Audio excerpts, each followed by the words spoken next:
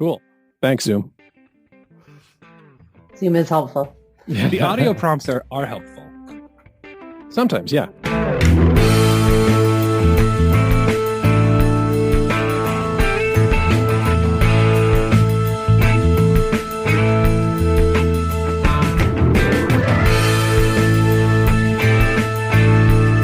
All right, well, welcome back to another episode of Scouting Stuff. You've got three of us this evening, and Scouter Colin is unfortunately absent. I gather he's taken ill, he's recovering, so hope to get him back on in the next episode. But I'm pleased to welcome a couple of guests, one new and one returning. So returning to us is Scouter Mike. How you doing, buddy? Hey. How are you, my friend? Well, it's been cold. It's not so cold down here, but we got 50 centimeters of snow, which for you is probably not a lot, but for Niagara, I mean, we freak out at 5. So 50 centimeters is like, I think they shattered a record at Pearson Airport, but they didn't call in the Army. Toronto didn't call in the Army this time. There you go. But I mean, I've been stranded at Pearson because of snow before, so I would take 50 centimeters. We don't quite have that here, but I would take that. Oh, it's so much fun. So much fun. I picked up Felix, my Beaver Scout, and I literally threw him into the front lawn, and his butt sank, didn't hit the ground, but he was completely immobilized, and he was just laughing the entire time. It was awesome. Fantastic. So we've been having a couple really good fun snow days. Awesome. And also joining us is Scouter Sandra. Hi, how's it going tonight? Going all right, now that we've got the recording tech sorted out.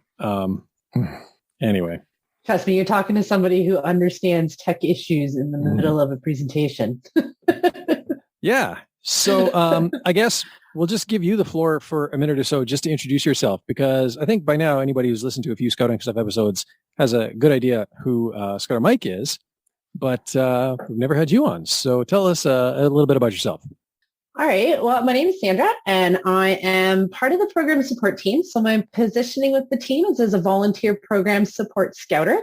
And one of the biggest things that we've been doing recently is getting out some of our challenge activities that we've been launching nationally. Right now is the Claim the Flame, but we'd also been working on the Around the World, and we've done the Grade 8 Challenge. We've also done a lot of ScouterCon information, and we've got so many things that are up on the David Eustace Learning Center now that the program support team's been working on. Awesome. I have slowly been digesting some of that content, but as my employer will also attest, except that I'm not going to ask them, I'm really, really bad at keeping up on training content. So anyway. No problem. No problem. We totally understand.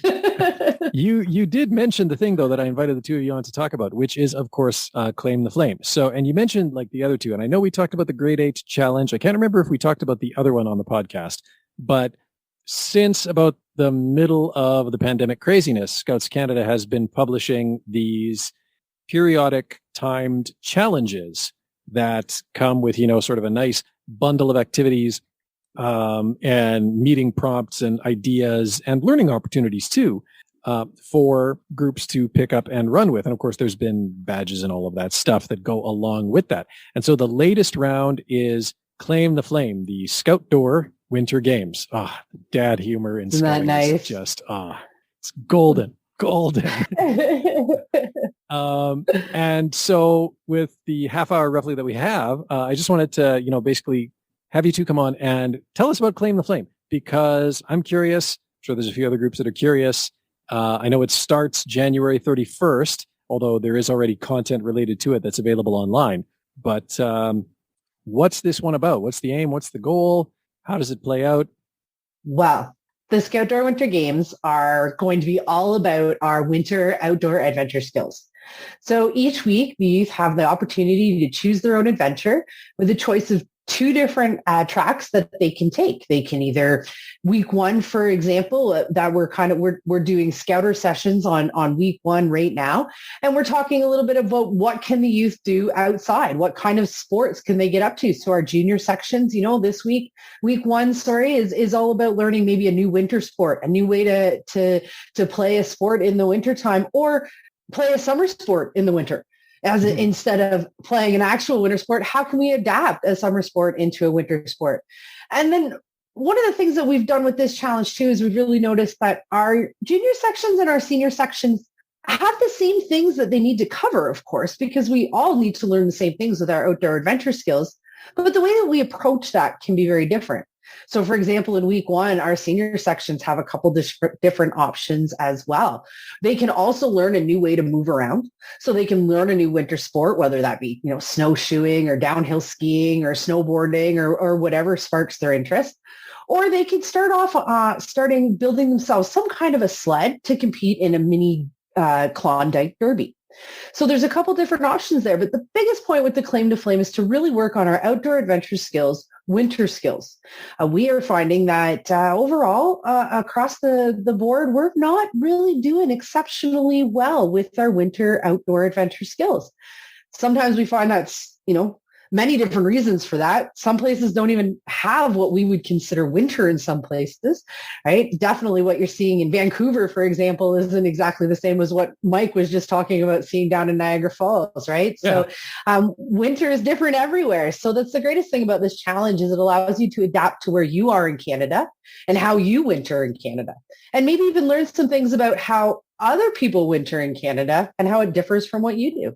And that probably sounds weird to some of our international listeners, the idea that there are parts of Canada that are not a frozen, snowy wasteland in the middle of December. But it is true. There are parts of Canada that will literally shut down at the sight of a snowflake, Vancouver being one of them. And that's cool. Like just the ability to adapt these challenges to winter weather where you're at in the country is very important. I'm really excited for beach volleyball. My entire front lawn, my front yard just looks like a Caribbean beach right now. Aside for, you can't really go barefoot. You going to be out there in swim trunks? Not so much. Not quite. It's supposed to be 5 degrees tomorrow. There you go. And then it drops considerably the next day. So if there's a window to wear beach trunks and do beach volleyball on my snow-covered lawn, tomorrow would be it. But after that, I think the pickings are slim. I was just thinking that the Softball Association here has already solved for the challenge of finding a white ball in a field of snow, because most of the softballs for league play, at least for, the younger ones, are like this bright neon green. So they've already got that solved for. Absolutely. And that's those are some of the things that we give some tips and tricks on when we're doing our scouter sessions on things to think about like that. Like if you are going to play golf in the winter, how are you going to find that little white ball? So on that, so obviously the winter skills covers more than just, being active outdoors. It covers things like, how to move around in the snow, like there's getting out the snowshoes or what have you for, those are some of the tick boxes on the winter skills checklist, building snow shelters, things like that. Are these reflected as well in Claim the Flame, or is it more like a focus on the actual like physical activity, recreation, sport side of it? Actually, no, we have really geared this challenge to make sure that at least the stage 1 and stage 2 competencies can be completed. So if you have especially a beaver cub pack, that beaver colony cub pack that's not got that stage 1, very easy to complete it. Already have stage 1, very easy to bump it up to 2. Same with competencies 3 and 4. Like those stages are very easy to reach as well. And we cover everything in there. So it's not just how to move around. It's what do you need to be safe while moving around? What kind of things can you do while moving around? Not just, can I walk on my snowshoes, but can I build myself a shelter if I needed to? Can I cook myself some food if I needed to? What are different ways for us to cook in the winter? What different foods can we use that are different in the winter than they would be in the summer? How do they benefit us? What gear do we need to get around? What different gear is used for different things that we're doing? So we cover the whole gamut. And it really allows us to look at all sorts of different winter-based challenges, but not be specific to just say the sport side or the shelter building side, or not everybody can hike the mountains. I would love to, but I can't. There's none around me, so we have to look at I can make a mountain, but I'm not really sure it would give me the same result. Yeah. So, there's lots of different adventures that we're able to do based on our winter OAS skills. Awesome. Yeah, because I was just actually looking at like the competencies requirements, and I can never trust if wiki.scouts.ca is 100% up to date. But yeah, like this covers So the winter skills, for those who aren't in Scouts Canada's program, cover a broad range of competencies. I know we've talked about the outdoor adventure skills and how they sort of, they progress from section to section. You earn your level 1, level 2, maybe in beavers, and then you can work on 3, 4 in cubs and keep going up. And these are very much checklist, unlike our personal achievement badges. So like winter skills stage 1 has about 11 requirements. I've built something out of snow. I've prepared a good snack for a winter outing. I always carry a water bottle when I'm going on a winter outing. And I can keep my water bottle from freezing. I've participated in a winter sports day. There you go. I know how to dress when I go outside in winter. I know how to stay dry or change to dry clothes when I'm outside in winter. I know the buddy system, why we use it. I follow the instructions of Scouters at outdoor events. I have hiked at least 1 kilometer in winter. And I know that I should not touch cold metal with bare skin, lips, or tongue. All important things, definitely. Definitely all important. Definitely all important. And all achievable while still having fun, right? Absolutely. That's the best part about it. Yeah. Absolutely. So the challenge begins on the 31st and it goes for how long? It goes actually for the entire month of February. So 4 weeks. Awesome. I joke that, winter ends in one of the M months here. So, but again, that's either Alberta. March or May. You don't know what. One of the two. Mulai. Mulai. Usually the way it's gone for the last little while, except for last year, is, March tends to be winterish. April is when it starts to warm up. May's looking promising. And then the May long weekend is like this last sucker punch of snow. But, you get like fake summer, right? It feels like it. And then, no, you're not out of it yet. Yeah. But that didn't happen last year. May long was quite pleasant. So, okay. So, you mentioned, so like what has been published so far? Like what are some of the resources that are available so far? And what's, I guess, still in the pipeline? Because this episode is going to come out a little bit later this week. So whatever you can tease, go right ahead. Well, right now, check out scouts.ca and the Claim the Flame page on scouts.ca. We have the Scouter's Guide is already available in English and in French. So it's available for anybody who wishes. And we encourage all Scouters to download the Scouter's Guide. Take a look at it. It has excellent resources in it. We'll talk about resources that are in it when we do our Scouter sessions. We've already completed some information sessions. So those are actually up on the David Hustis Learning Center for all of our Scouts Canada members to go and check out, which gives a little bit more information on, what the challenge is, how to work with your youth, how to start planning. We really encourage the planning, of course, to start now so that you're ready to go come the 31st of January. Right now, we're working on some Scouter Skills days. Or the Scouter Skills evenings, as most of our sessions are in the evening. And we actually we're doing a lot. We're doing 8 a week. We are doing 6 that are geared towards our junior sections, the Beaver Colony and the Cub Pack. And then we're doing 2 a week that are geared towards our troop and up sections. So all of the sessions will be related to exactly what we're doing that week. We'll have some tips and tricks on how to do some planning, what to keep in mind. Do you have to go virtual? We understand. We've got some resources that you can use to make sure your virtual meeting will be just as excellent as your in-person meeting. So I know Mike is sharing some of the Scouter's Guide right now, which is awesome. But we've been working on those sessions now. So some are there's a pre-recorded one already up on the David Hustis Learning Center for anybody who wants to take a look or sign up for one of those sessions coming up. We have 2 more tomorrow. I'm going to talk in Eastern time because I get lost when I have to start switching time zones. So Eastern time is my time zone. So when I talk about it, our times tomorrow will be 8 and 10 Eastern time. I'll do it. It's 6 and 8 in Alberta. Oh, see, there you go. -2. I got it. Math is good. And then on Thursday, we'll also be doing 2 sessions, one at 9 and one at 11. And our one at 11 will be for again, Eastern time. Our one at 11 will be for our Troop Plus section. So they're all listed on our national calendar and we will have sessions for every single week. So as I said, we're doing week 1 now, even though we won't start with the youth on week 1 until that first week of the challenge, January 31st. So. Cool. And like looking on the website, I do see there's like a virtual planning template and there's sort of a generalized meeting planning template. Absolutely. Now, I know with the Grade 8 Challenge, of course, we had all those Les Stroud videos. Is there going to be that sort of like the multimedia content aspects to this as well? Oh yeah, we got to have some fun with it, right? You got to make this fun. So really to kick this off, there's a few things we have got this weekend, and we may or may not have one of the people that help plan this big opening ceremonies are happening this weekend on the 22nd. So, and I do know that Mike and his team have been really busy and active looking towards getting all of the videos that we've had submitted in, but it's going to be great. I can't wait to see it. So it'll be on the 22nd, correct, Mike, at 7 p.m. Eastern? You got it.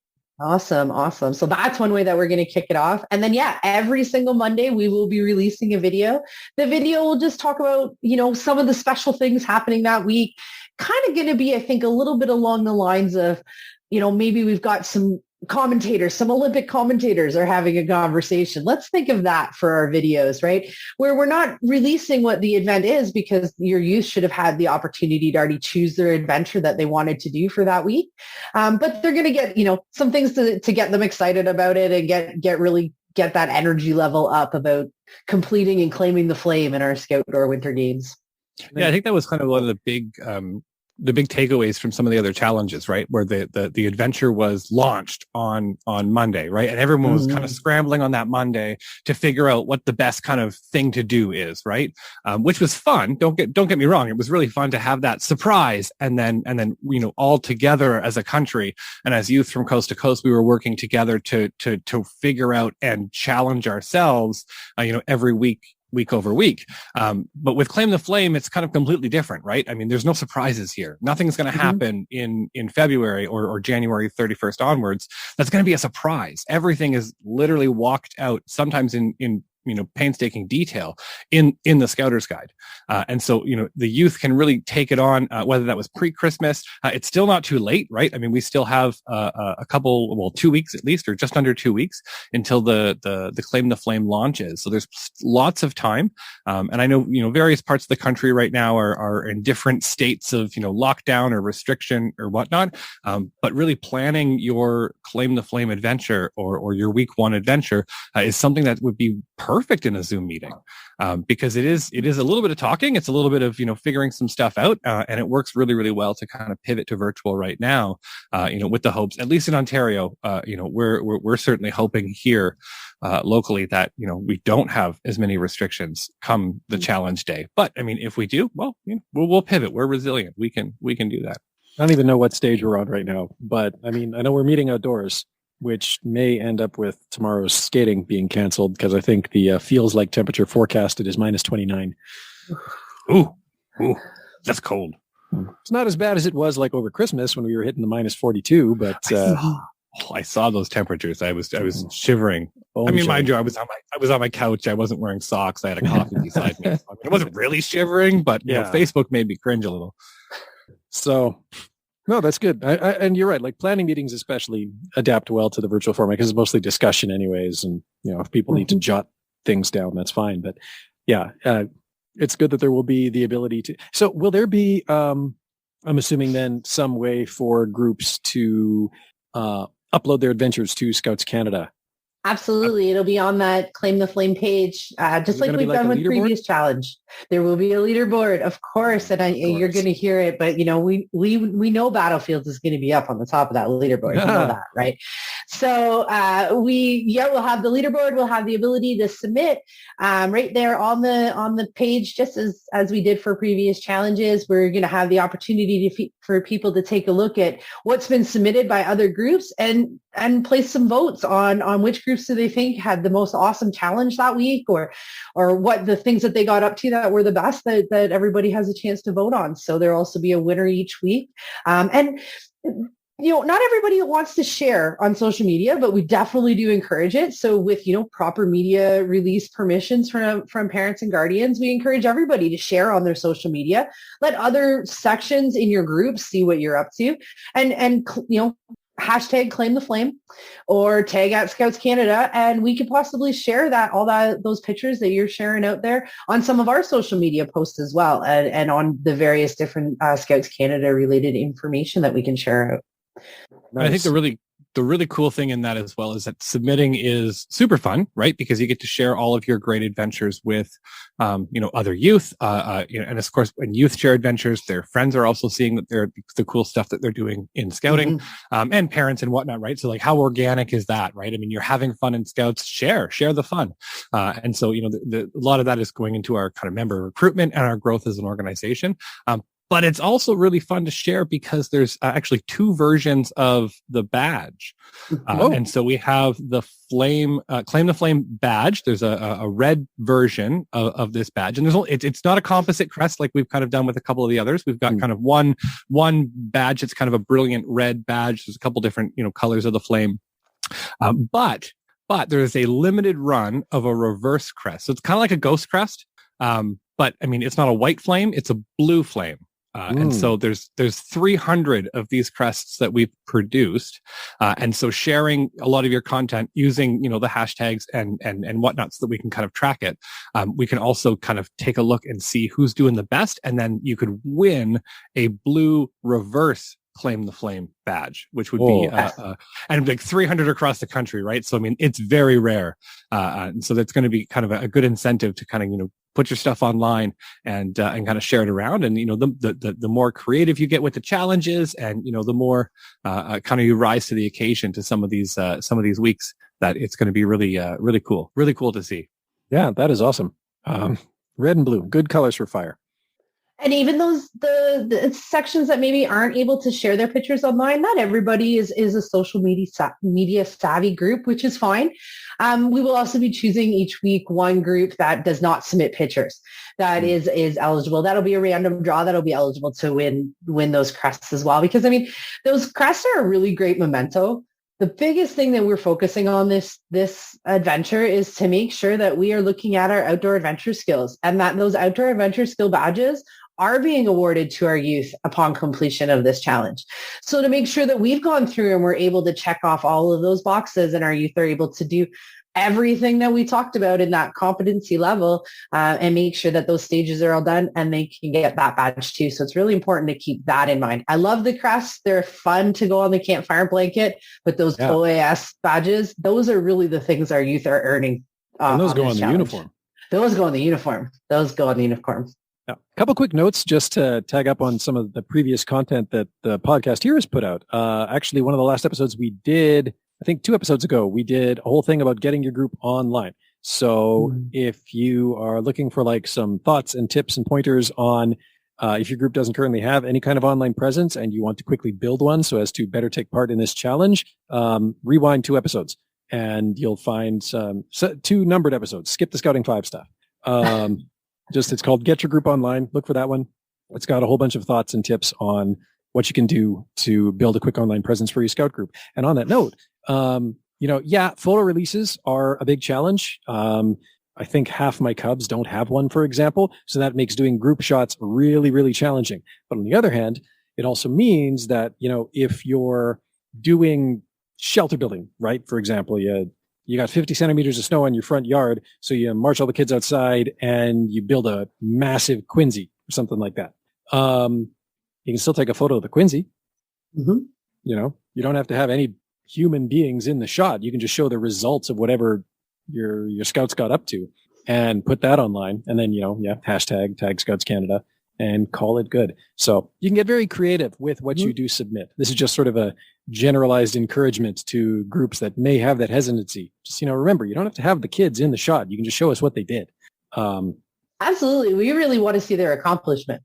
So although we know your youth are fantastic looking and we really do want to see them, it's their accomplishments we want to see more.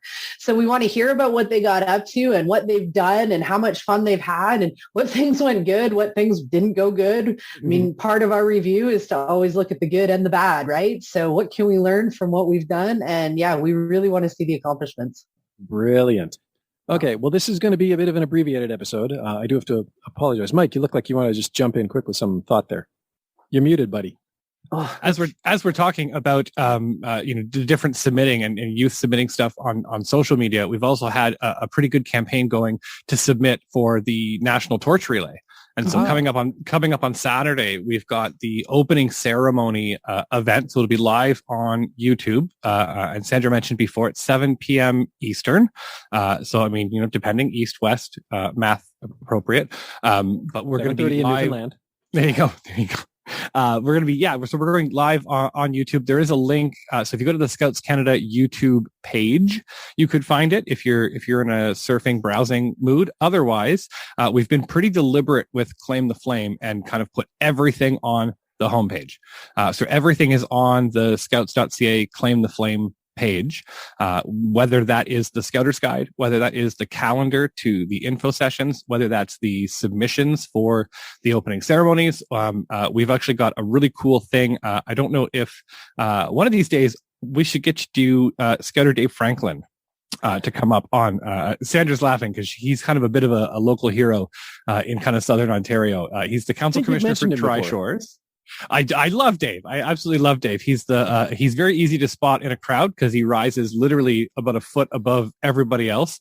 And he's got this really deep booming voice and a personality that is much bolder than both his physical stature and the resonance of his voice.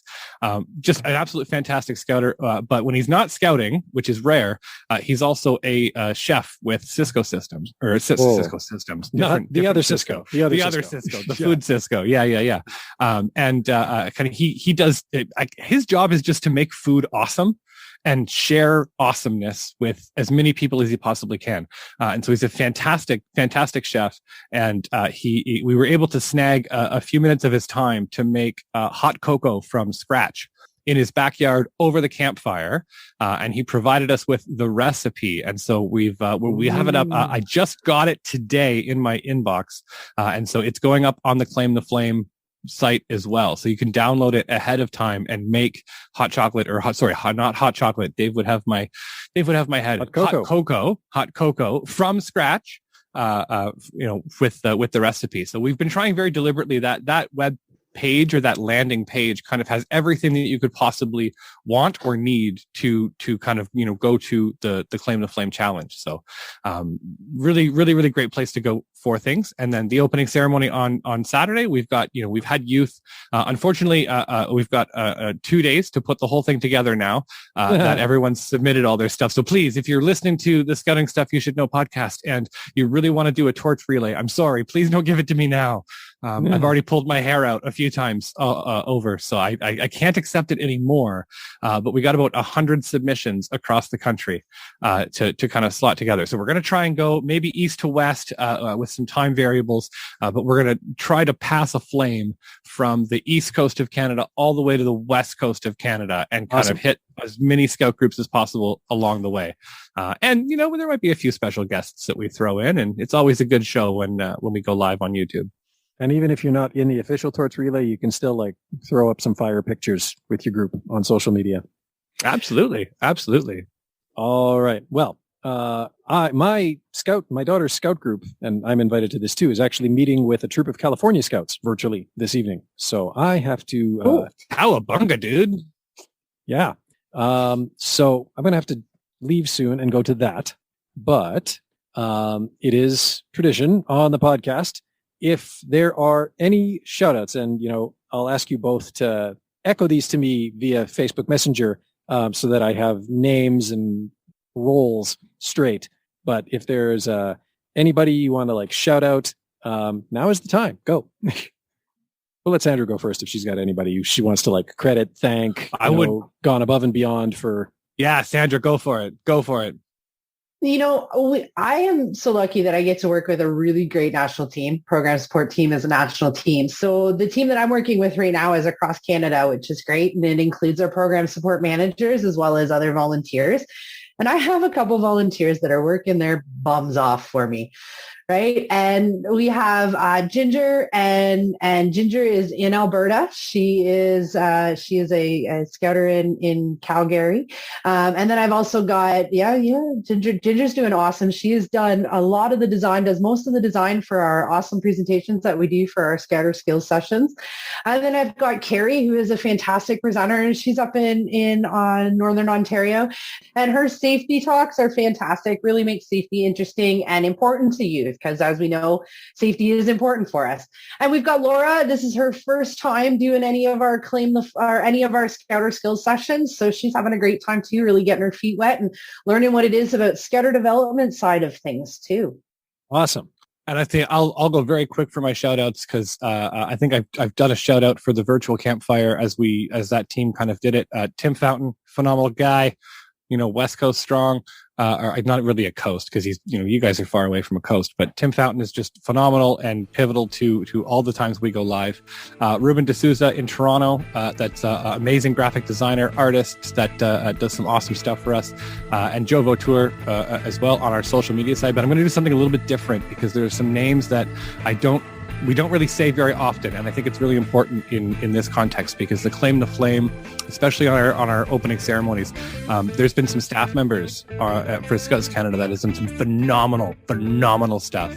Not just the program support managers, which I'm sure everybody knows program support managers because they work with us and we see them online. But on the creative and communication side, we've got Anne, Anita, Anissa, and Svetlana, who has been doing some phenomenal stuff with Claim the Flame and working, tirelessly to bring kind of the program to the graphics, the art to the program, and kind of match and marry everything. And none of this stuff would be available if it wasn't for that and those amazing people. And they've just, time in, time out, we've thrown a few curveballs at extremely last minute, and they don't even blink. They just eloquently do their thing. And it's like a duck, right? Paddling like crazy underwater, but just perfectly professional and smooth. Yeah. So huge shout out to the CFT and to the professional staff that are kind of on the back end of things that we don't hear their names very often, but they're absolute rock stars in this. Brilliant. Okay. Well, thank you both so much for coming on. Sorry, this was a bit of a shorter one, but I am looking forward to following along with what Claim the Flame does for us. Awesome, especially to put some emphasis on the outdoor adventure skills side of it. Good to, try and kindle some interest in, getting the Scouts the badges on the arms. And kindle some interest. Look at you with your puns. And all right. And thank you everyone out there for listening. And until next time, be prepared.